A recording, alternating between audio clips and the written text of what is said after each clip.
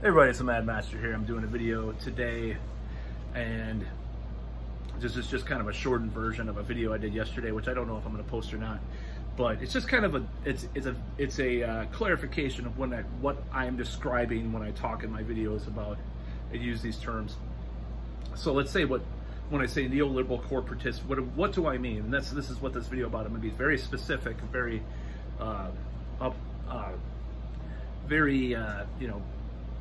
chunking down as far as what this means for me. So neoliberal corporatist to me is a member of the Democratic Party who is upper middle class. This is just, it's slang mixed with real terms and real ideas. It's like kind of a mixture of both.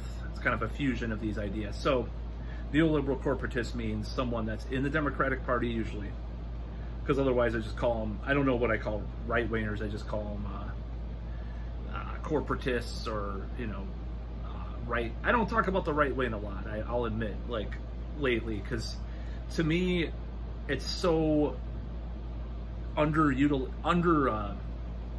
like Noam Chomsky when he talked about how he doesn't criticize the United States, or no, he doesn't criticize the Soviet Union. It's like, there's already enough people criticizing the Soviet Union.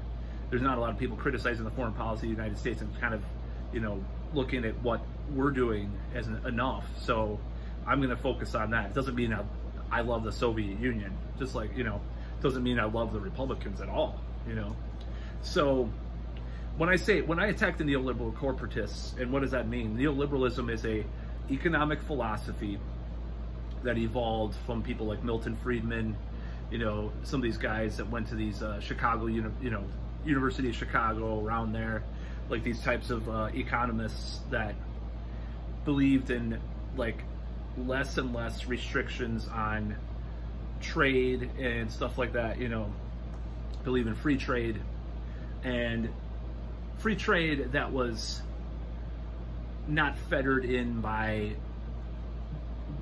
any kind of government intervention or government interference. So at the same time, it's also used as a term for globalization, or by extension globalists, or to describe globalists, because like the World Trade Organization and things like that came about in like the NAFTA, GATT, all these trade agreements. One of the things that they did is they bureaucratized and undemocratized, and that is took away democratic voices. Not Democrats, the party, I mean democratic, like the people below, the normal everyday people. They took away their voices and made it part of these conglomerate, these rich people, these financiers and corporate types and politicians who were elected a lot of the time, but that's more on that later. They made that to be the top-down, it's like this top-down thing, IMF, stuff like that.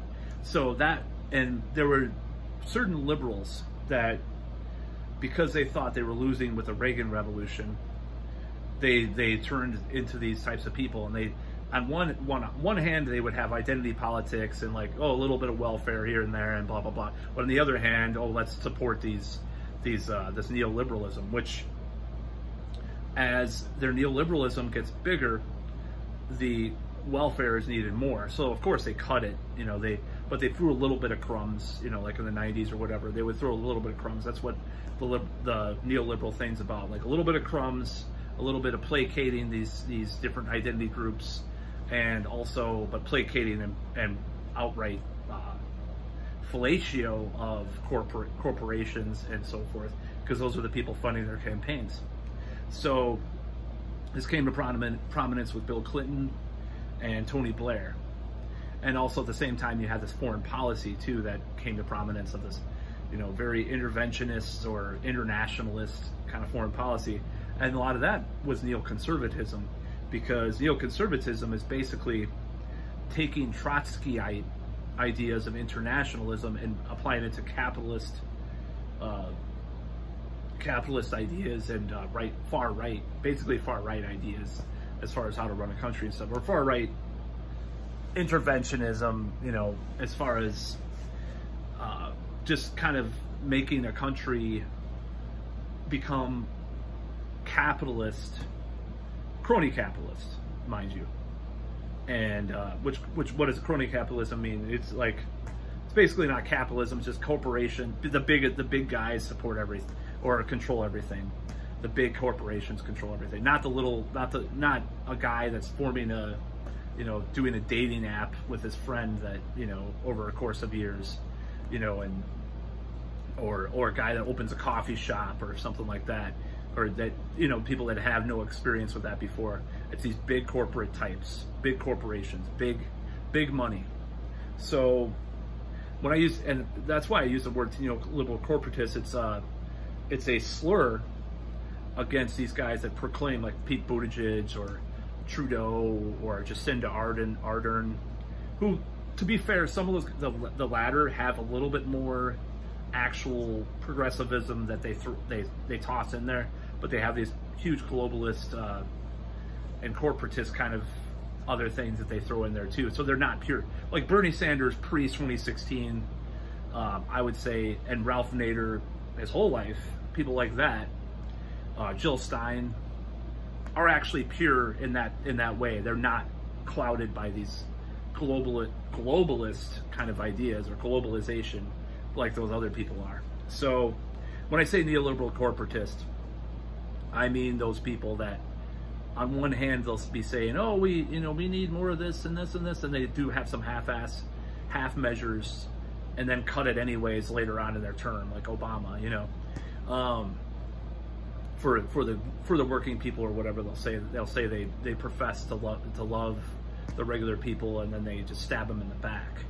So it doesn't mean that, you know, if you're conservative, at least this is the thing about conservatives, at least you'll be saying, oh, I don't want, you know, people on welfare, let them starve. Well, I don't say let them starve, but let them work their way up by their, you know, bootstraps or whatever. At least they're consistent about their ideas.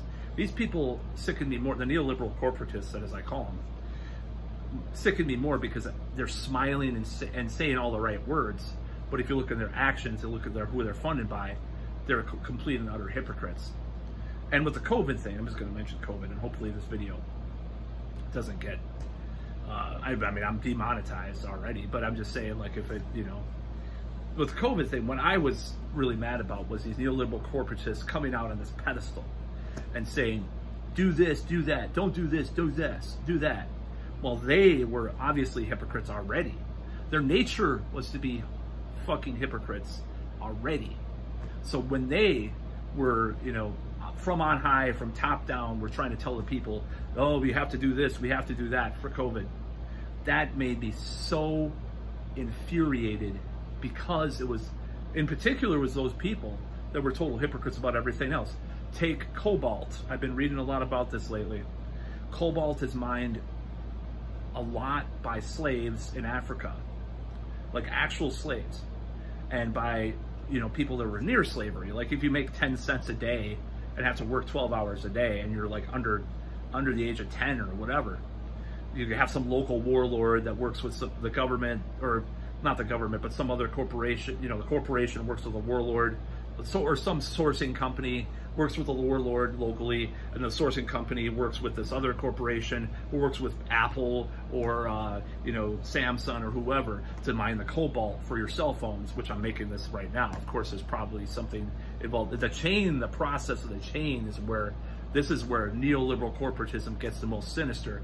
Like the movie Slacks that just came out or the year before last or whatever, about the jeans. That is like neoliberalism personified in a movie, in a horror movie. That is neoliberalism. So I just wanted to go over clarification of what I mean by this. And, you know, it's this very weird kind of convoluted thing with these politicians and these people that follow them.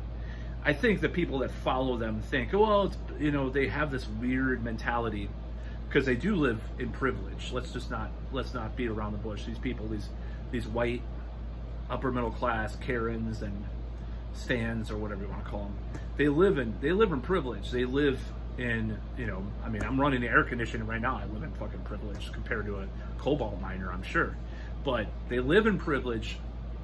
They speak from the cognitive bias of privilege about various things. Like with COVID, that's what made me so mad.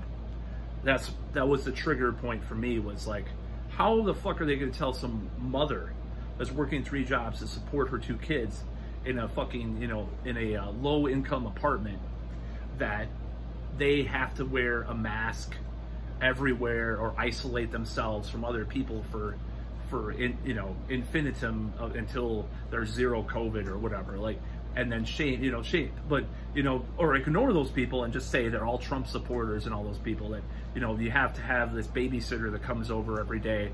And how are you gonna like isolate or quarantine against that? How the fuck are you gonna do it? It's impossible. The working class was the most screwed over with COVID, from deaths, from the other side, from the other, you know, end too, just like all the mandates and stuff. They were the ones that were screwed over the most. These rich white people, rich white liberals, were the most who had to gain from it. Think about like a journalist of BuzzFeed or The Verge or Vox or, you know, whatever the fuck, made the most money with the clickbait. You know, could just type on their laptop and order food all the time from their condo. And that's what sickened me the most about the COVID thing. And this is just like me coming out and saying it. That is what sickened me the most. And I sounded like, obviously I sounded like a Republican, I still do, talking about the COVID thing, but it's like that sense of privilege, that sense of like, that sense of, you know, arrogance that they had, the hubris that they were into. And that's really what made me so mad. And that's why I did so many videos, because it's just, oh, this week this person says this about these people and, you know, all this stuff. And it's like, I'm not going to partake in that. I'm not going to partake in this thing, because I know the enemy, and if you do believe in climate change, the enemy is neoliberal corporatists. The biggest enemy. Second biggest enemy is Christo-fascists, of course, because they are making headway too.